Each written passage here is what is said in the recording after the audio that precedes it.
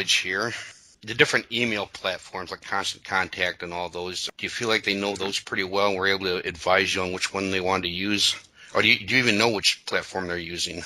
I believe they're using Constant Contact. Actually, I know they are. But we didn't really get too involved into what platform was best for me. That's sort of a decision that they make on their behalf, right? I mean, they're the experts when it comes to determining what platform I should be using for my industry and for my contacts and the level of contact that I want to be making. So yeah, I mean, look, anytime you have a personal relationship with someone that you've worked with in the past and they're into an industry that you want to get involved in and they're in your backyard and when you talk to them, they're very knowledgeable.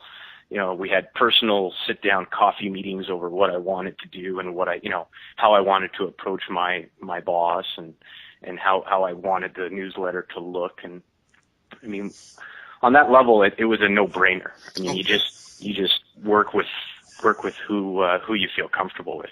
Okay, so you didn't really discuss the platforms that they recommended one to you and you went with it basically. Yeah, I mean, if they did, I probably don't remember. Okay, no problem. It wasn't a key decision maker for me. Okay, I was trying to speed into the next line there because you kind of touched on it a little bit when we were talking about the major platforms, the design styles. It sounds like they did a good job of coming up with a style that you liked that would resonate well with your recipients and everything. That's right. Okay. You haven't done anything as far as grouping your prospects or anything. We haven't really talked about prospects at all. Your main goal was for staying connected. But have you done any type of grouping of your prospects or anything? Any attention to all the prospects as far as your email campaigns?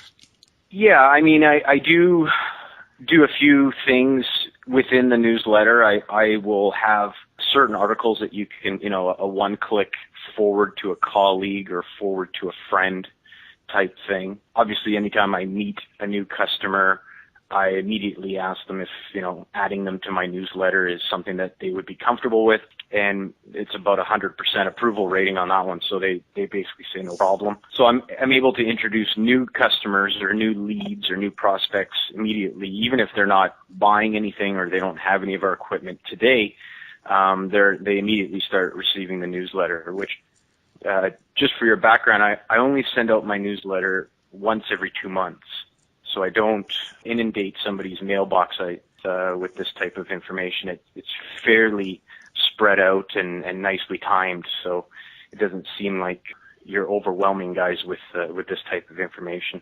But yeah, I mean, I've also done draws or contests where, if an existing contact signs up one of their friends or colleagues, they get entered into a draw, that sort of thing.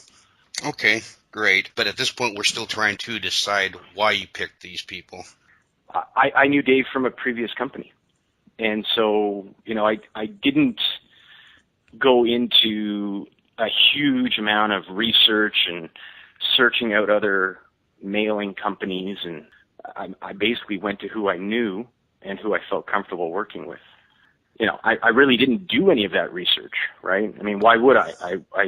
I went to the guys that I felt comfortable with before I gave them any money. I was able to see a draft. I was able to see other examples of, what they're doing with other customers, and the decision is made and you go ahead with it. I mean, that's all I'm trying to get across is sometimes a lot of the background information as to how I chose them, what sort of format are they using. It's nothing I really looked into too